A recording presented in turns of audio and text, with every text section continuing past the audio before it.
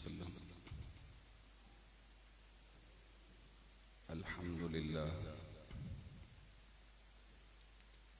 अल्हम्दुलिल्लाह नहमदुहु व नुसल्ली व नुसल्लिमु अला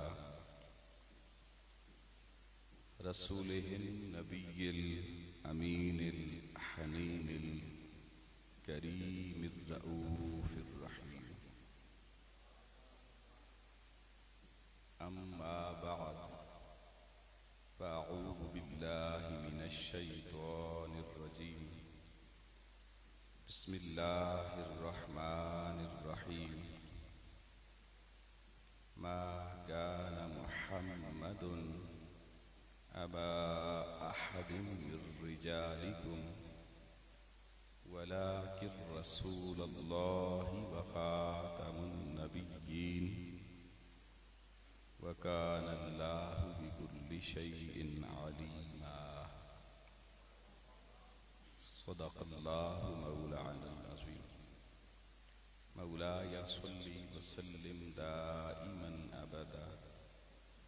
अला हबीबिका खैरिल खल्क़ि कुल्लिहिम। सुम्मा रिदा अन अबी बक्रिन व अन उमरा व अन अलिय्यिन व अन उस्मान ज़िल करमी।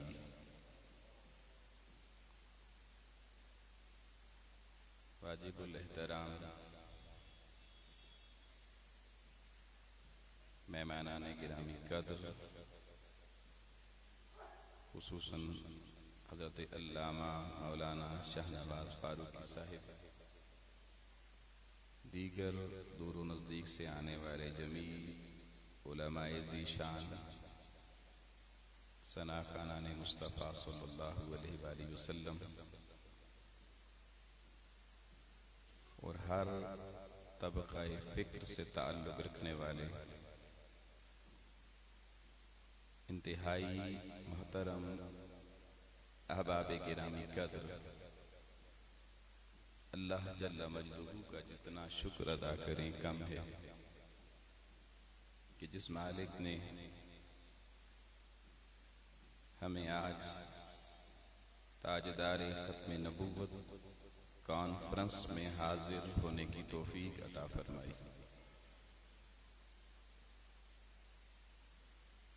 बेबहा दुरूद व सलाम हुजूर ताजदार कायनात हुजूर खतमुल मुरसलीन सल्लल्लाहु अलैहि वसल्लम की बारगाह में और आपकी जमी आल औलाद असहाब और अहबाब की खिदमत में, जिनके तवस्सुल और जिनके तसद्दुक़ से अल्लाह पाक ने हमें नेमत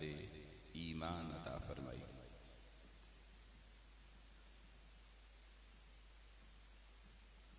दोस्ताने मोहतरम, क़ब्ल इसके कि मैं सूरह अहज़ाब की आयत नंबर 40 जो मैंने आपके सामने पढ़ी है उस पर गुफ्तगू करूं, एक बुनियादी बात आपकी खिदमत में अर्ज करना चाहता हूं ताकि मेरा मज़मून आपको आसानी से समझ आ सके और उसकी अहमियत का अंदाज़ा हो सके।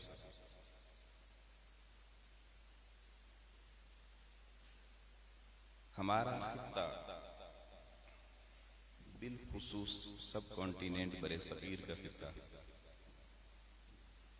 अल्लाह पाक ने इस खित्ते पर अपना खास फज़्ल व करम फरमाया कि इसमें अहले सुन्नत को अल्लाह पाक ने इतनी कसरत अता फरमाई कि इसके मुकाबले में हर आने वाला अपनी किल्लत की वजह से हमेशा तंगी दामा का शिकार रहा। वैसे तो अल्हम्दुलिल्लाह इस अक़ीदा अहले सुन्नत को पूरी दुनिया में सवाद आज़म का रुतबा हासिल है,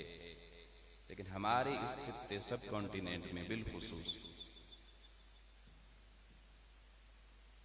इस सवाद आज़म की कसरत में अपने बेगाने किसी को ना शक था और ना शक है। लेकिन अहबाब मोहतरम, इंसानी मिजाज है कि जब किसी चीज की कसरत मुयस्सर आती है ये इंसानी मिजाज की कमजोरी है कि अपनी अददी कसरत को देखकर गफलत, सुस्ती, कोताही और बेफिक्री तबीयत में पैदा हो जाती है। और कुरान मजीद ने ग़ज़वा हुनैन के हवाले से इस कसरत का जिक्र भी किया, लेकिन वो मेरा मज़मून नहीं कि मैं उस तरफ जाऊं। जब इस सवाद आज़म आले सुन्नत को हर तरफ कसरत ही कसरत नजर आई, तो इस कसरत अदद की वजह से हम बेफिक्र हो गए, इत्मीनान का शिकार हो गए कि इतना बड़ा अकीदा, इतनी बड़ी अददी कसरत, अफरादी कसरत, इस बेफिक्री ने हमें अपनी नस्लों को उन महाजों पर तैयार करने में सुस्ती और गफलत का शिकार किया कि जिस महाज पे अकलियत जहां खड़ी थी, और अकलियत कभी भी गाफिल नहीं होती। अकलियत अपनी किल्लत ताद्दुद की वजह से वो हमेशा फिक्रमंद होती है अपनी बका के लिए, क्योंकि उन्हें मालूम होता है कि हमारे जो चंद अफराद हमारे साथ हैं, अगर हम गफलत का शिकार हुए बेफिक्र हो गए तो वो भी हमसे चले जाएंगे। इसको यूं समझ लें कि जैसे अल्लाह की जात जब हमें या किसी आदमी को भी सेहतमंद वजूद अता करता है, तो सेहतमंद वजूद कड़ियल जवान होता है, उभरती हुई जवानी होती है। उसे कोई कहे सुबह वॉक किया करो, वो कहता है मुझे क्या जरूरत वॉक, मुझे कौन सी बीमारी है। किसी बीमार को ये मसला, मुझे ना ब्लड प्रेशर,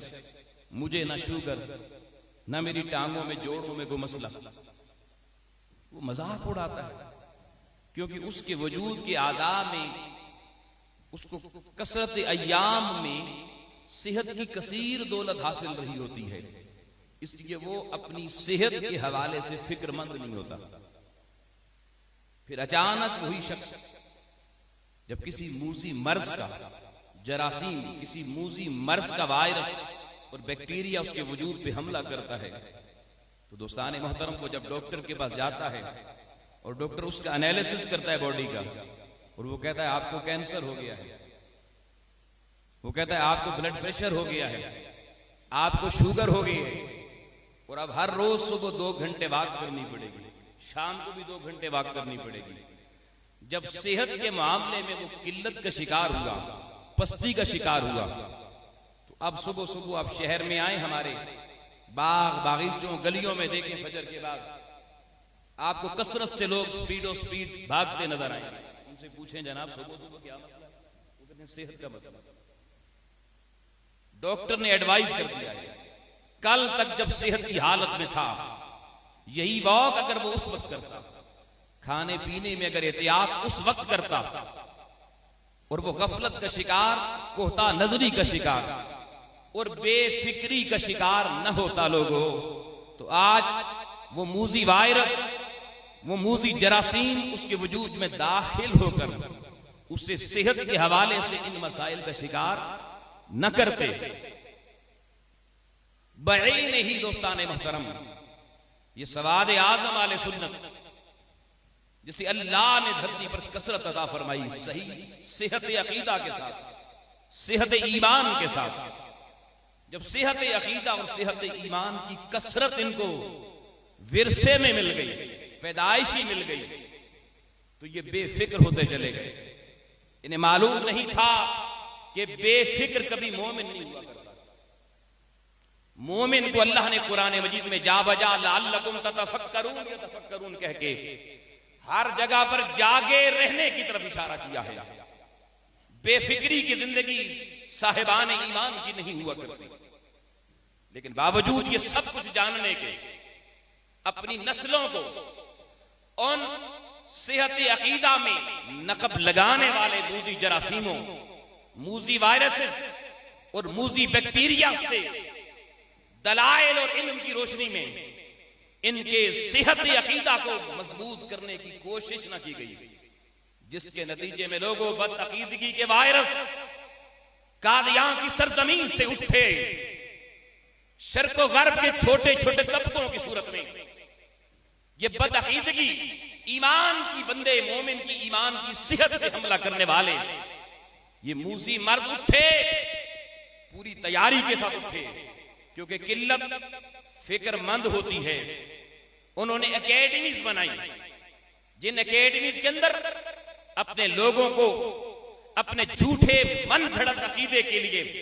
दलाइल झूठे दिए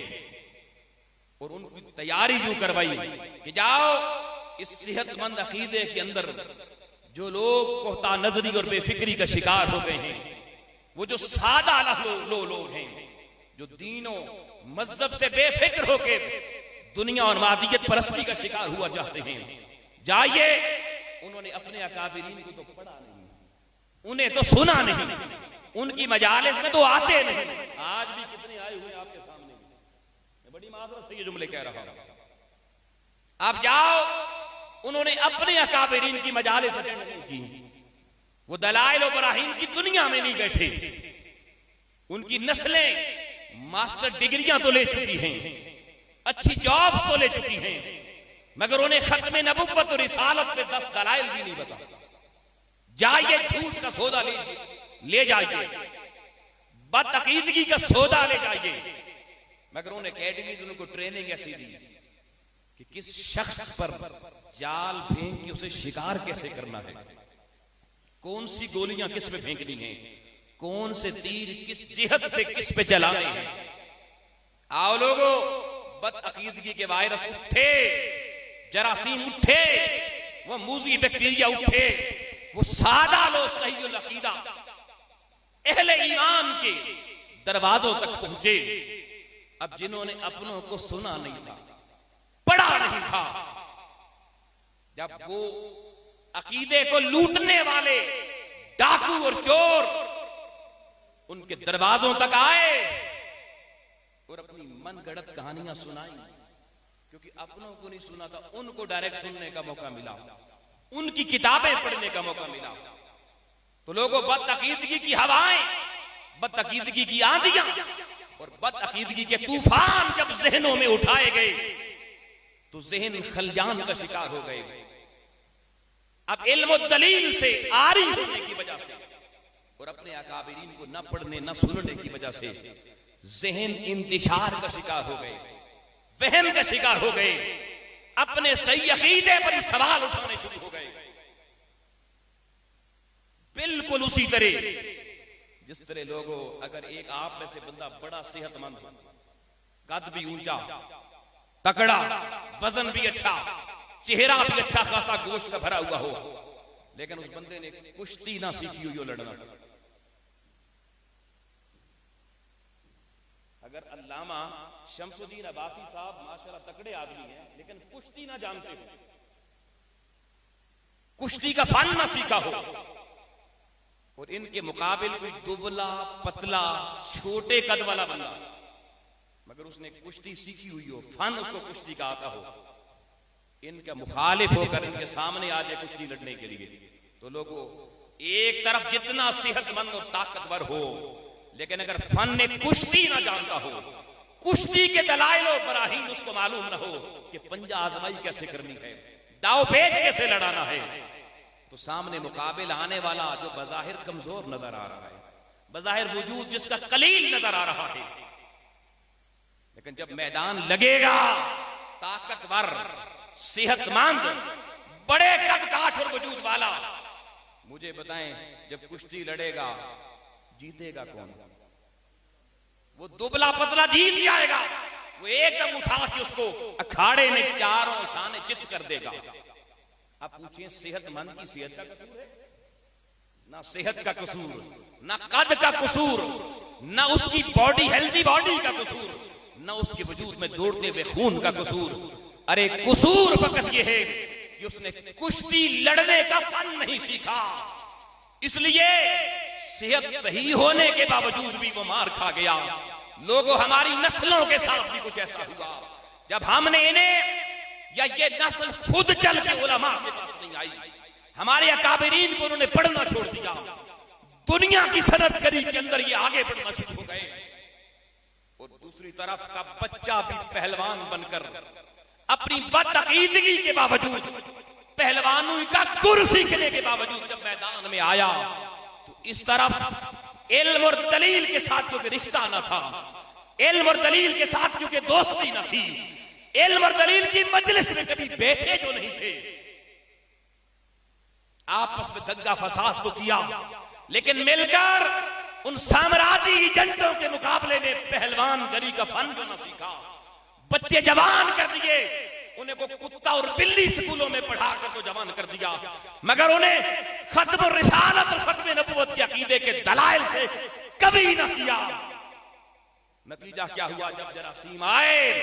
वायरस आए, उस सही अकीदे और सही ईमान के वजूद में जब घुस गए तब समझ में आई। फिर डॉक्टरों के पास गए, फिर इन तबीबों के पास आए कि शाहनवाज फारूकी साहब आप बताएं क्या करें। इन्होंने जब अपना दीनी थर्मोमीटर लगाया, इन्होंने कहा अब तो मर्जला इलाज हो चुका है।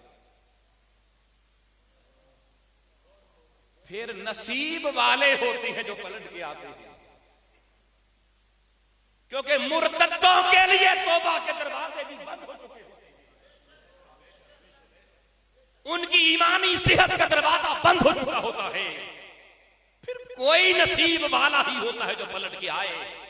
आओ लोगों, इससे पहले कि ये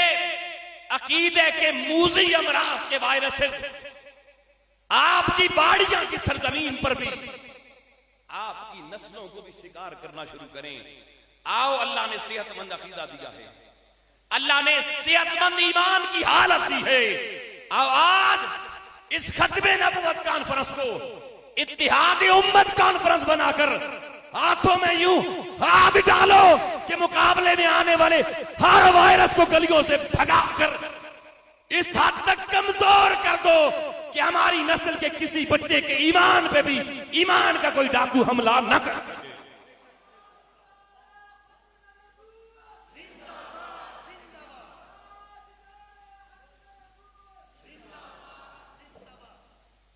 आओ दोस्तान मोहतरम,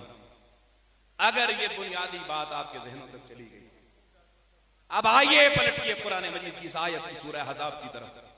और सिर्फ एक नुक्ता इस गुफ्तगू में समझाना चाहूंगा। मा काना मुहम्मदुन अबा अहदिन मिन रिजालिकुम वलाकिन रसूलुल्लाहि व खातमन नबिय्यीन। मोहम्मद सल्लल्लाहु अलैहि वसल्लम तुम में से किसी बालिग मर्द के बाप नहीं, बल्कि वो अल्लाह के रसूल और खातमुन नबिय्यीन। मैं जिंदगी भर आप तकरीरें सुनते रहिए इस मौजू पर, इस आयत पर, मगर तवज्जो रखिएगा जो नुक्ता देने जा रहा हूं। मा काना मुहम्मदुन अबा अहदिन मिन रिजालिकुम, अल्लाह ने रिजालिकुम का लफ्ज क्यों इस्तेमाल किया? ये क्यों नहीं कहा मा काना मुहम्मदुन अबा अहदिकुम? अगर अल्लाह अहदिकुम कह देता सारे मुसलमान ना शामिल हो जाते, वलादिकुम कह देता सारे पैदा होने वाले ना शामिल हो जाते, मगर अल्लाह ने ये